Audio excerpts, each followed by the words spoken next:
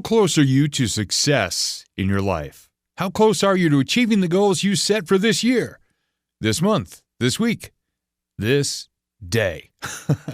Steve Gamlin here, keynote speaker, visualization coach, creator of the Vision Board Mastery Learning Program, and wearer of the Got Vision t-shirt. Welcome back to the latest episode of the Vision Board Guy podcast.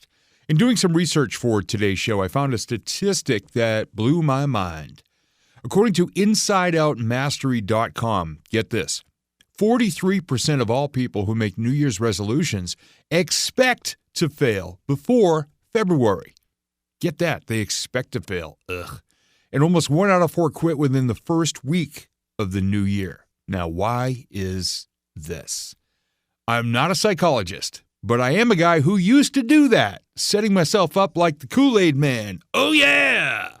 To bust through the wall of the new year, clouds parting, angels singing, probably even shouting that phrase that now makes me want to barf. New year? Yeah, come on, you just said it. New year, new me. And what happened every year?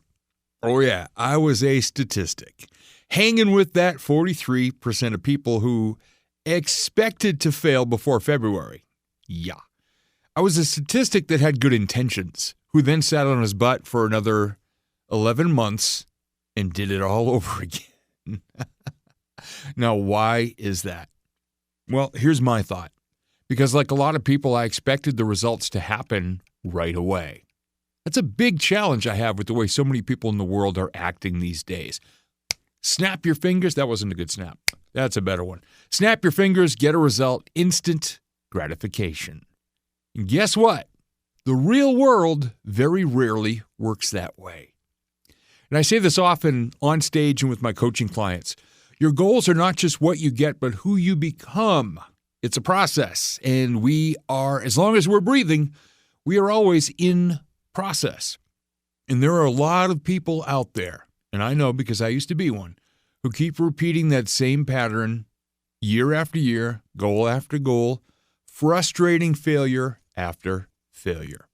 And I don't just mean in the physical health. I know we talk about that with going to the gym and exercising. I'm talking about your relationships, your job, your emotions that you feel on a regular everyday basis, your core values that guide everything you do, thinking, speaking, and acting. Every part of your life relates to this. Not just what you get, but the person you want to and need to become to reach your goals.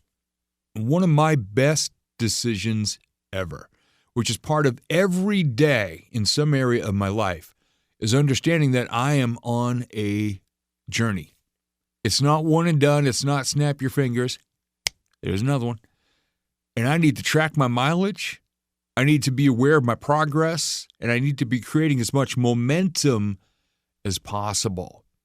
So maybe you can relate to this. Have you ever driven past one of those giant thermometers outside of a building that's part of a fundraiser? You know, there may not be a lot of excitement when there are only a couple little increments at the bottom filled in. But when you see it getting closer to the top and they've been going at it for a while and you can actually feel it's about to reach the goal, the energy is very different. Now, here's a big part of that. The people behind the effort have been working consistently since day one, even before that, to get the message out there, to keep the message out there, to keep sharing it, to keep connecting with people, to keep celebrating every little step it took to get there. Your life can be exactly the same. And this is where a lot of people backpedal and they say, but Steve, I'm not an organized person. That seems like a lot of work. Trust me, I spent most of my life flying by the seat of my pants with my hair on fire, not being a very organized person. And when you do that long enough, you know what happens? You wind up with bald spots and assless chaps. And I did. When I finally realized that my goals in all areas of my life are just like that fundraising thermometer, then maybe I could and should start tracking my progress. That is when things really started to get exciting, and I started to win big time. And we're talking about 20 years ago. when I pulled my life out of this really challenging place and put it on the path that led to where I am at right now, my favorite version of me so far at 56. So here's my first question. How are you tracking and celebrating your incremental wins in your life? And if you just realize that you're not, that's okay. We don't know what we don't know. And that's why this show exists. This is exactly what I talk about in conversations with individuals, with clients when I'm on stage. The show exists because now I get to say it one more time. I say it every day anyway, but I get to say it and so many more people can hear from it, learn from it, benefit from it. That's why this show exists. So back to the question, how are you celebrating the incremental wins in your life? If you do have a technique that could help some other people, here's a way you can do that. Become a part of our community on Facebook and share it there by going to visionboard.group.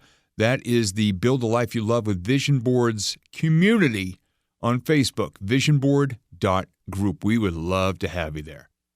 And if you're not currently celebrating your progress or have a system in place to do that, that's okay. Come to the group anyway, and you can see what the rest of us are doing.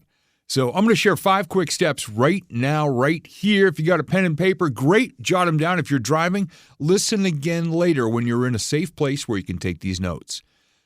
I'm going to share 5 quick tips to help you to not be a part of that 43% of people who expect to fail by February every year or bail out after the first week. Here we go. First, you need to have goals or a vision of how a better version of your life will be.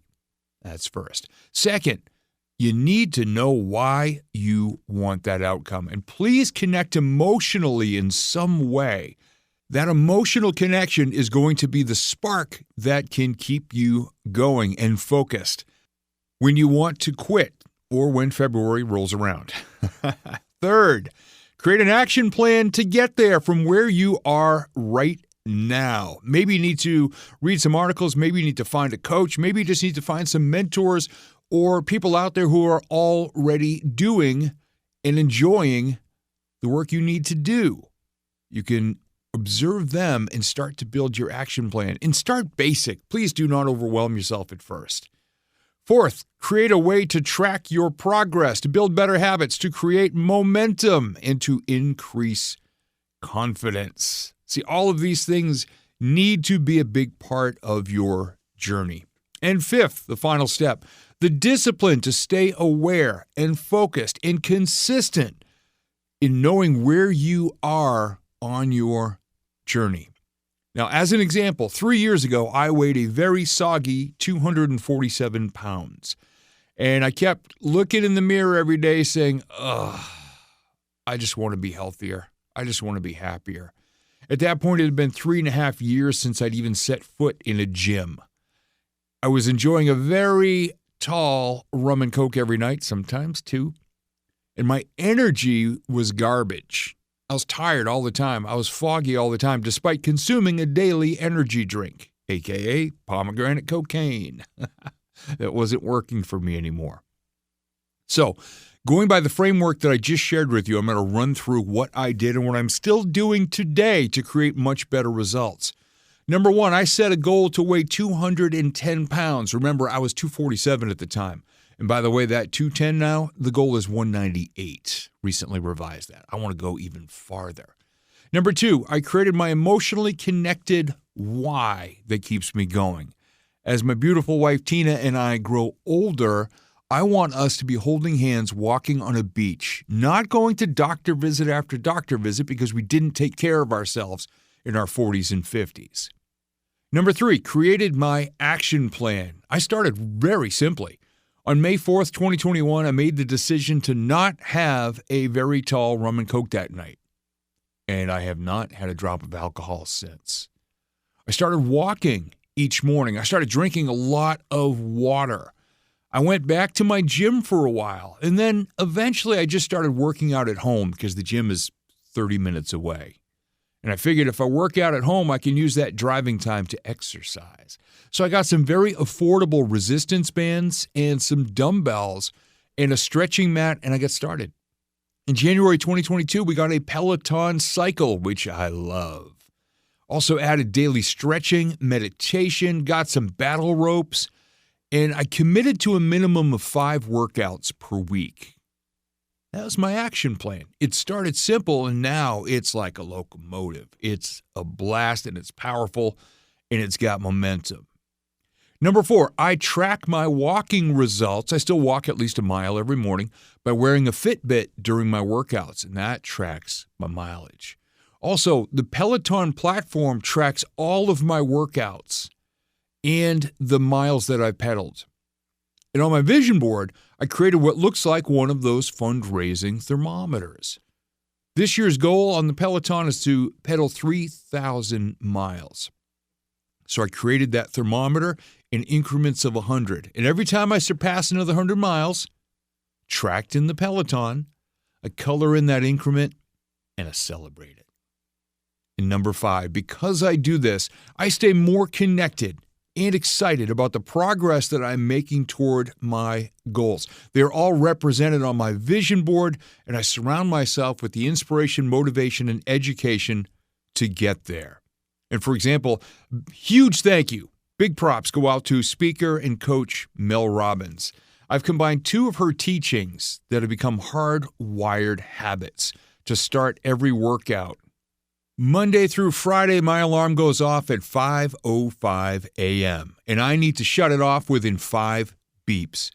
And then in my head, I count 5, 4, 3, 2, 1. And both my feet better be on the floor. That's Mel's 5-second rule.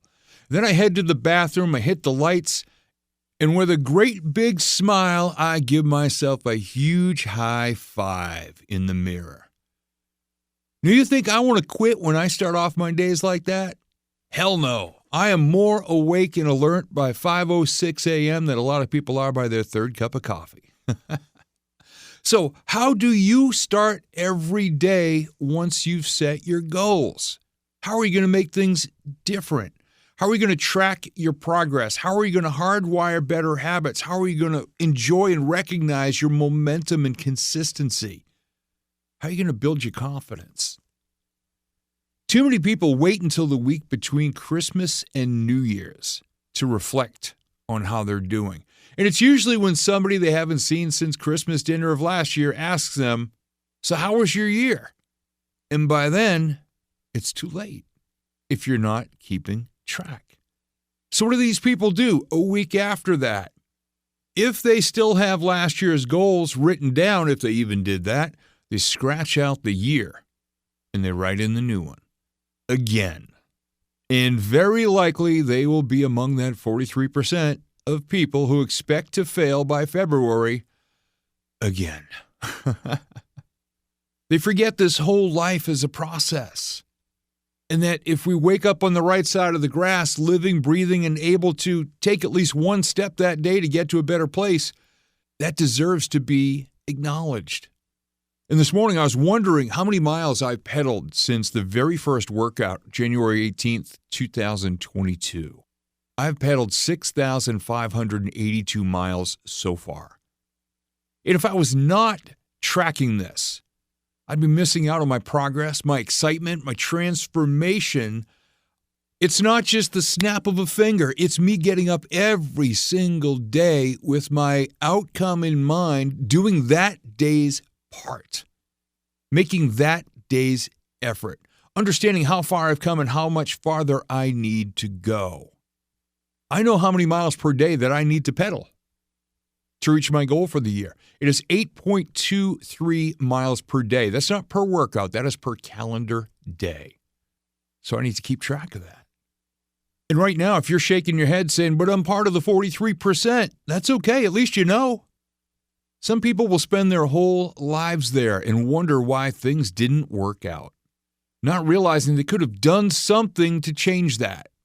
Besides snapping their fingers every year when they make their New Year's resolutions.